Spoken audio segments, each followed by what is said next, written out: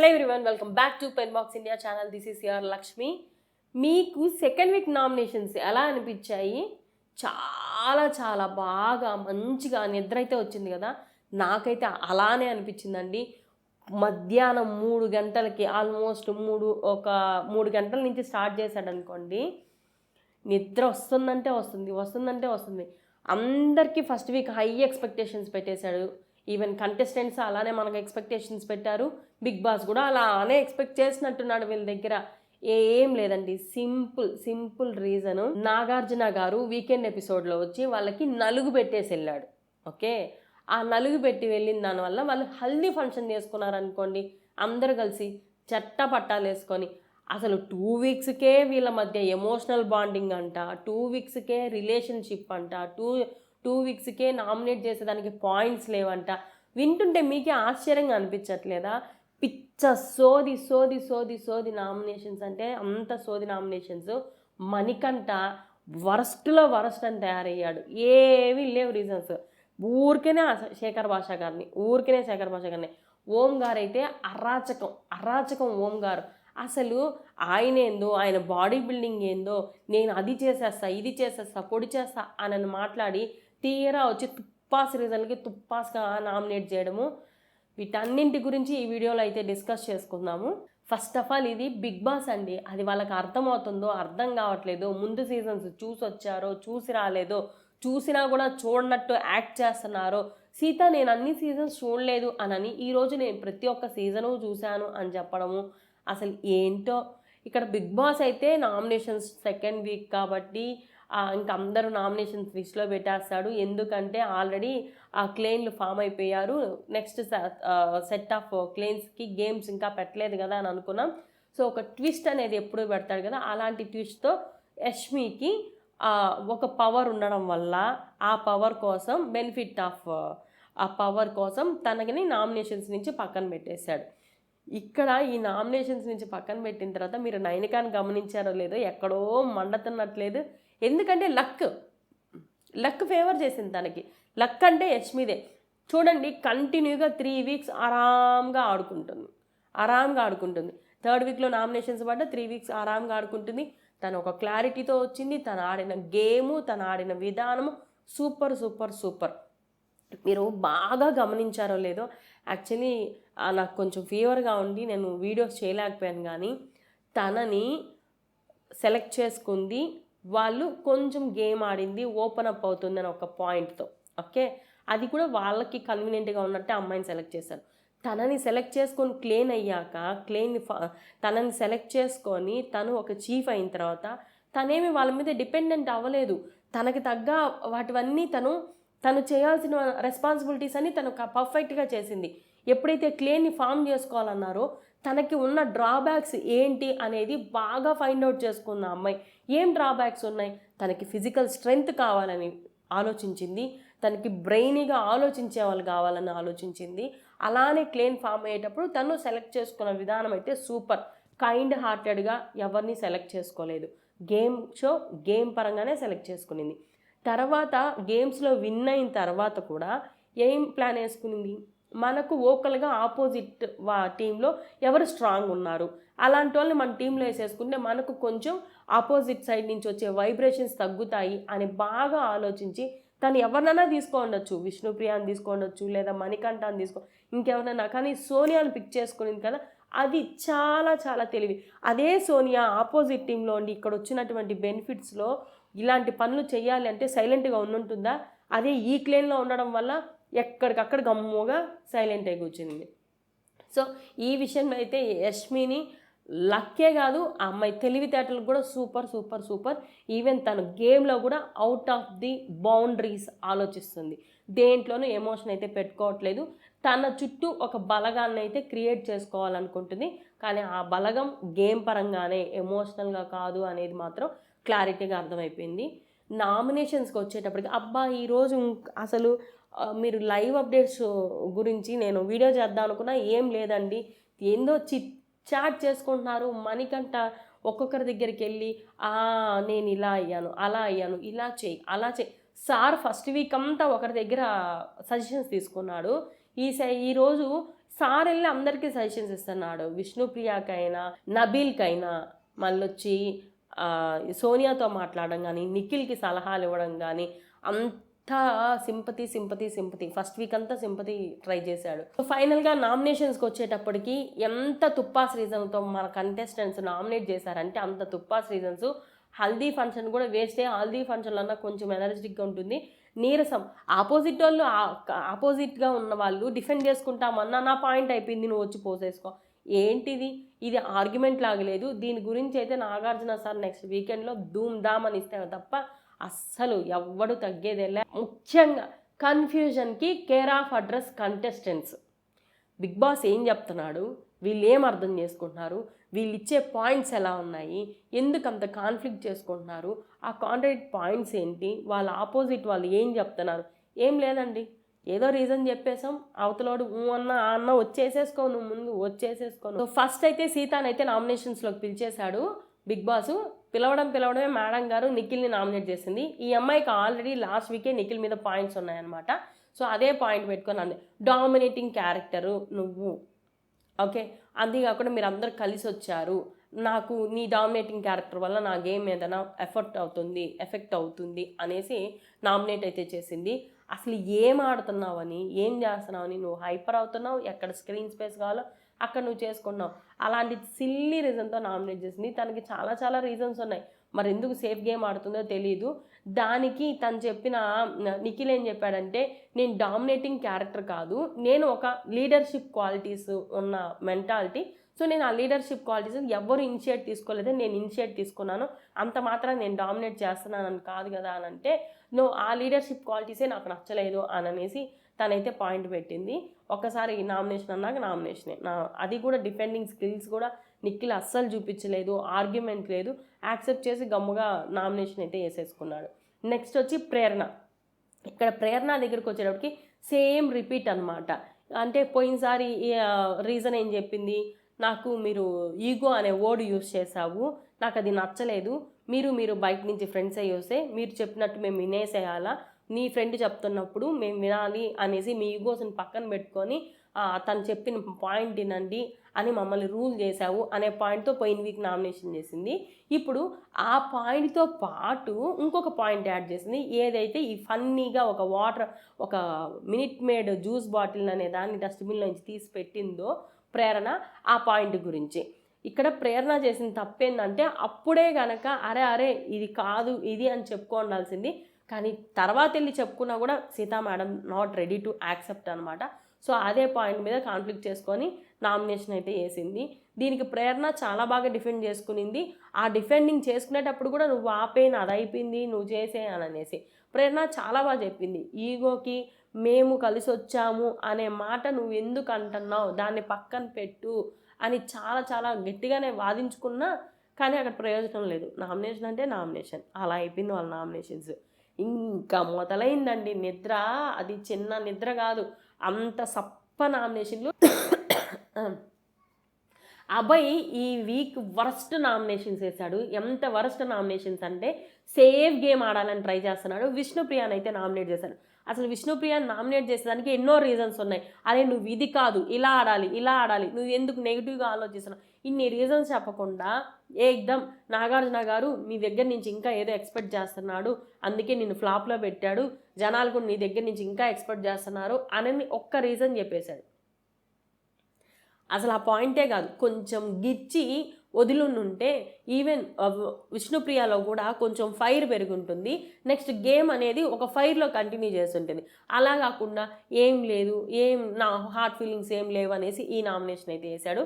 విష్ణుప్రియకి అసలు ఏది సీరియస్గా తీసుకోవాలో కూడా తెలియట్లా. ఈమెను సపోర్ట్ చేయండి అని అడగదామన్నా ఇంట్రెస్ట్ రావడం లేదు.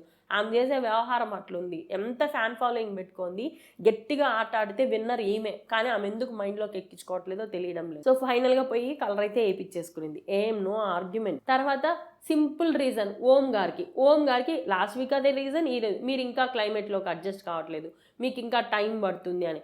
ఇక్కడ ఓం గారు కూడా అయినట్టే ఉన్నాడు, అవ్వడం లేదు. ఆయన ఏంటంటే ఓపెన్ అవ్వాలి అని చెప్తాడు, కానీ ఓపెన్ కాలేడు. ఈ రోజైనా నామినేషన్స్లో ఫైర్ చూపించేస్తా, నేను ఇంకేందో మీరు చూస్తారు, నా కథ ఏందో చూస్తారు అనేసి ప్రగల్భాలు పలికాడు. పోయి స్విమ్మింగ్ పూల్ దగ్గర 2 పుషప్లు చేసేసి మళ్ళీ వచ్చి ఏదో పొడిచేటట్టయితే ఇచ్చాడు. తుప్పాస్ రీజన్ అబ్బాయి. సోనియా కూడా సేఫ్ నామినేషన్ వేసేసిందండి. ఏంటి, తను అనుకునింది సీతాని పట్టుకునింది. సీత ఏంటంటే, నువ్వు మీ క్లేన్లో ఎక్కువగా అరిచావు, ఎక్కువగా ప్రతి దాన్ని సీరియస్గా తీసుకున్నావు, నీకు స్పోర్టివ్ మెంటాలిటీ లేదు, ఇది గేమ్ అంటే ఇలానే ఉంటుంది, టాస్క్ అంటే ఇలానే ఉంటుంది, నీకు గేమ్గా చూసే విధానం లేదు, స్పోర్టివ్నెస్ లేదు, నువ్వే ఇట్లా చేసావు, అల్లరంతా అరవడము అదంతా అనేసి ఆ అమ్మాయిని నామినేట్ చేసింది. నేను మా క్లేన్ చీఫ్ ఎవరైతే ఉన్నారో వాళ్ళు చెప్పిన పనులన్నీ చేశాను, నేనేం చేయకుండా లేను, నాకు రెస్పాన్సిబిలిటీస్ తెలుసు. ఈ రెస్పాన్సిబిలిటీ ఓడేంద్రా స్వామి, పట్టుకునింది వదలట్లా. రెస్పాన్సిబిలిటీ ఈమె ఏం రెస్పాన్సిబిలిటీ చూపిస్తుందో నాకైతే ఎంతవరకు చూడట్లేదు. అది పడక ఎస్ మీటింగ్లో పడింది, ఒక్క పని కూడా లేదు. ఏడన్నా పనులు అన్నా దొరుకుతుందంటే అది లేదు. ఈ రీజన్స్ అయితే చెప్పి ఈ అమ్మాయిని బుక్ చేసింది. ఆ అమ్మాయి ఆర్గ్యుమెంట్ చేసుకుంది, కొంచెం హీటెడ్ ఆర్గ్యుమెంట్కి వెళ్ళింది. యాక్చువల్లీ వీళ్ళిద్దరు ఫ్రెండ్స్, కానీ బ్రేకప్ అన్నట్టే అయిపోయింది. సో నామినేషన్ పడిపోయింది. ఇక్కడ నైనికాని నామినేట్ చేసింది second nomination. Same reason, as a chief you are failed, you are not responsible. నువ్వు రెస్పాన్సిబుల్గా ఉంటే నీ టీం మెంబర్స్ అలా ఫీల్ అయ్యేవాళ్ళు కాదు, బర్డన్గా ఫీల్ అయ్యేవాళ్ళు కాదు. నువ్వు ఏదైతే టాస్క్ బిగ్ బాస్ ఇచ్చాడో అది నువ్వు ఎందుకు కాన్ఫరెన్స్ రూమ్లోనే అడగలేదు? అక్కడ అడుగుంటే వీళ్ళకి ఇంత బర్డన్ ఉన్నది కదా, నువ్వు అక్కడ అడగని దానివల్ల వీళ్ళు ఇక్కడ సఫర్ అయ్యారు, వీళ్ళు ఇలా సఫర్ అవడం వల్లే ఇంత హౌస్ హార్మోనీ అనేది దెబ్బతినింది అని అయితే నామినేట్ చేసి, దీనికి ఈవెన్ నైనిక కూడా చాలా బాగా డిఫెండ్ చేసుకునింది, చాలా బాగా చెప్పింది. అది అక్కడ మినిట్ సెకండ్స్లో అయిపోయిన డెసిషను. నాకు ఇక్కడికి వచ్చాక కొంచెం టైం తీసుకొని చెప్పే అంత లేదు, ఆల్రెడీ అక్కడ డిస్క్లోజ్ అయిపోయింది. నేను నా టీంకి నిదానంగా చెప్పుకున్నా, ప్రతి ఒక్క పని చేయించుకున్నా, నాకు ఇచ్చిన పనులన్నీ నేను చేశాను, నన్ను ఎలా రెస్పాన్సిబిలిటీ కాదు అని అంటావు అని అనేసి తను చాలా బాగా డిఫెండ్ చేసుకొని నామినేషన్. ఇక్కడ వాడిన పదం ఏందో తెలుసా అండి, హ్యూమిలేషన్. నువ్వు హ్యూమిలేట్ చేసావు. ఈ హ్యూమిలేషన్కి అర్థం ఏందో కానీ స్వామి, అంటే ఏంటి, మనుషుల్లాగా చూడలేదు, హీనంగా చూసావనే మీనింగ్ అనమాట.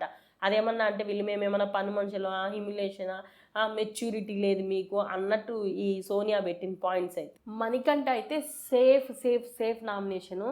ప్రతి ఒక్కరి దగ్గరికి వెళ్ళి ఈరోజు నీతి సూక్తులు అయితే చెప్పాడు, అలా ఉండు ఇలా ఉండు అని అనేసి. కానీ సార్ ఏదో మారిపోయాను, నా గేమ్ మారిపోయిందని చెప్పి అక్కడికి వచ్చి తుప్పాస్ రీజన్ చెప్పి మళ్ళీ ఓం గారిని శేఖర్ని నామినేట్ చేశాడు.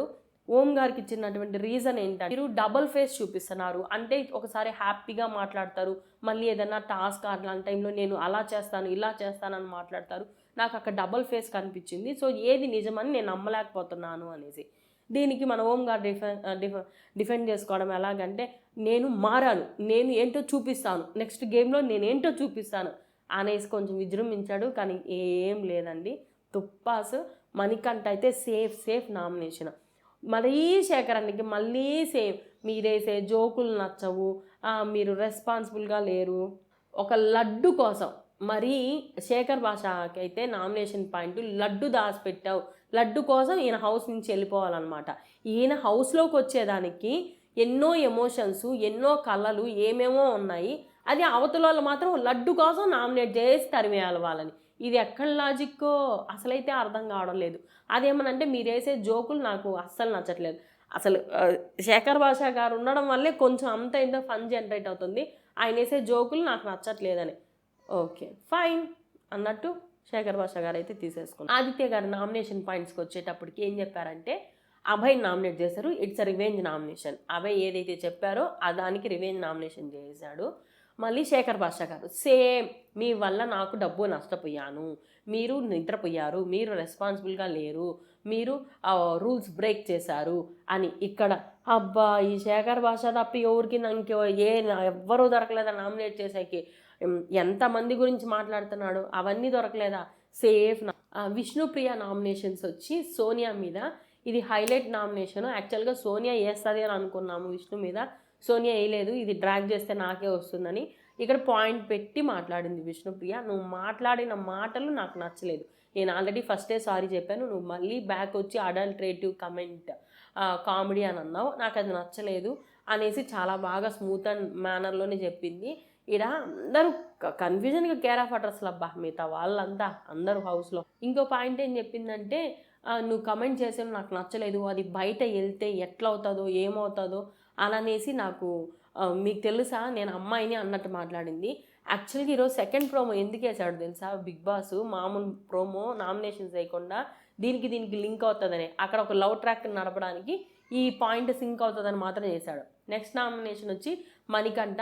ఈ మణికంఠకి నామినేషన్ ఏమంటే లాస్ట్ వీక్ వేసిన నామినేషన్కి ఇది రివెంజ్, నన్ను మీరు 2 days స్ట్రెస్ చేశారు కదా ఏంటి అని తెలుసుకోవడానికి అందుకు అనేసి. ఈవెన్ ఆయన ఏదో డిఫెండ్ చేసుకోవాలి కాబట్టి డిఫెండ్ చేసుకొని ఆయన నామినేషన్ అయితే తీసుకున్నాడు. శేఖర్ భాష నా నామినేషన్కి వచ్చేటప్పటికి సేమ్ రివెంజ్ నామినేషన్స్ అండి, ఓం గారిని ప్లస్ మణికంఠని. ఆయనకి వీళ్ళ మీద అసలు పాయింట్స్ లేవంట, కానీ వీళ్ళు చేసిన దానికి సేమ్ రివెంజ్ నామినేషన్స్ అయితే వేసేసాడు. ప్రేరణ అయితే నిఖిల్కి నామినేషన్ చేసింది. Food is not prepared for lunch time అన్నట్టు, మీకు ఒక టాస్క్ ఇచ్చినప్పుడు మీకు రెస్పాన్సిబిలిటీ ఉన్నప్పుడు మీరు టైంకి ఫుడ్ చేయాలి కదా అని పాయింట్ పెట్టి అయితే నామినేషన్ అయితే చేసింది. ఇదేం అంత స్ట్రాంగ్ లేదు, కానీ ఎందుకు నామినేట్ చేసిందో ఏమో తెలీదు. నెక్స్ట్ నామినేషన్ వచ్చి ప్రేరణ ఇది సీతాకి. ఇది హైలైట్, ఎంత క్లారిటీగా పాయింట్ పెట్టి మాట్లాడింది తెలుసా. ఏదో ఫ్లూక్లో జరిగినటువంటి ఒక సెకండ్ ఆఫ్ థింగ్లో నువ్వు అంత మిస్టేక్ ఎతికావు, నువ్వేమన్నా డస్ట్బిన్ లోపల చేయి పెట్టావా, నువ్వు పెట్టలేదు నేనే పెట్టి తీసాను, అది డర్టీగా కూడా లేదు, అలాంటప్పుడు నువ్వు ఎందుకు అంత ఇది చేసావు, అది ఒక పాయింట్. నెక్స్ట్ పాయింట్ వచ్చి ఈగోతో ఇప్పుడు ఇక్కడికి వచ్చాక ఒక 2-3 మెంబర్స్ నీకు పరిచయం అయినాక వాళ్ళు చెప్పిన పాయింట్ అయినా, నీ క్లేన్ చీఫ్ చెప్పిన పాయింట్ అయినా నువ్వు యాక్సెప్ట్ చేయడానికి దాన్ని ఫాలో అవ్వడానికి నువ్వు ఎంత టైం తీసుకుంటున్నావు, ఎక్కువేం కాదు ఇప్పుడే ఫాలో అయిపోతున్నావు, అది నాకు బయట తెలుసు, అది ఇక్కడ ఎవ్వరూ లేరు మనకంటూ ఒక కెప్టెను, తను ఇనిషియేట్ తీసుకొని ఏదో చెప్తున్నాడు కదా వినొచ్చు కదా, ఎందుకు ఈగోకి పోతున్నారన్నాను, అది నిన్ను అనలేదే అందరినీ కూడా అనలేదే, నువ్వు ఎందుకు నిన్ను అన్నట్టు పాయింట్ చేసుకొని నువ్వు ఎందుకు అంత హైపర్ అయిపోతున్నావని కరెక్ట్ పాయింట్ పెట్టి అయితే మాట్లాడింది. మళ్ళీ కలిసి వచ్చారు అంటున్నావు, ఎందుకు ఈ మాట మాట్లాడుతున్నావు, కలిసి వచ్చినా మా గేమ్ మేము ఆడుతున్నాము, ప్రతి ఒక్కరికి తెలిసి ఉంటుంది, గేమ్కి వచ్చేంతవరకు ఎవరు వస్తున్నారు ఏమని కూడా తెలియదు, తెలుసు బయట తెలుసు బాగా పరిచయం ఉంది, కానీ ఇక్కడికి వచ్చాక వాళ్ళే ఫ్రెండ్స్ అవ్వాలని అయితే రూల్ లేదు కదా. దీనికి సీత కూడా చాలాసేపు డిఫెండ్ చేసుకుంది, ఆల్మోస్ట్ వీళ్ళ నామినేషన్సే ఎక్కువసేపు కూడా రన్ అయింది. సీత డిఫెండ్ చేసుకునే టైంలో ఒక పాయింట్ కూడా అడిగింది, ఓం గారు టవల్ మీరు వాడారు కదా, అదే మీ టవల్ ఓం గారు వాడారు కదా, దానికి మీరు అంత రియాక్ట్ అయ్యి గొడవ చేయాల్సినంత అవసరం ఏముంది అని, నాకు తెలుసు నువ్వు ఈ పాయింట్ అడగతావనేసి. ఇక్కడ పాయింట్ ఆయన నా టవల్ ఆయన వాడాడు, నేను ఆయన్ని అడిగా, జస్ట్ 5 minutes తర్వాత రియలైజేషన్ అయ్యా, ఆయన నాకు సారీ చెప్పాడు, నేను దాన్ని యాక్సెప్ట్ చేశా, తిరిగి నేను వెళ్ళి ప్లేస్ టు ప్లేస్ అందరికి వెళ్ళి చెప్పుకోలేదు, ఆడికి వదిలేసాం ఆ పాయింట్, కానీ నువ్వు దీన్ని రిపీట్ చేస్తానే అంత ల్యాగ్ చేస్తున్నావు. ఈవెన్ అది ఒక హ్యూమన్ ఎర్రర్ కాబట్టి బిగ్ బాస్ కూడా టవల్ పంపించాడు అనేసి ఆ పాయింట్ని అయితే క్లోజ్ చేసేసింది. పృథ్వీ నైనికాని నిఖిల్ని చేశాడు, సేమ్ మీకు ఇచ్చినటువంటి చీఫ్ రోల్స్ రెస్పాన్సిబిలిటీస్ గురించి ఇదేం అంతేం లేదు, కానీ ల్యాగ్ చేసుకున్నారు, అంత వర్త్ అనిపించలేదు. నబీల్ కొంచెం తెలివిగా వేసినట్టున్నాడు అన్ని నామినేషన్స్, పృథ్వీకి నామినేషన్ వేస్తున్నాడు నబీల్ అండ్ ప్రేరణకి వేశాడు. So finally second week nominations అయితే సప్పగా జరిగాయి, 8 members అయితే నామినేషన్స్లోకి వచ్చేసారు. ఇందులో డబుల్ ఎలిమినేషన్ పెడితే ఇంకా చాలా హ్యాపీ. అబ్బా అసలు సోది మొకాలందరినీ తీసుకొని పోయి బయట వేసేస్తే చాలా హ్యాపీ.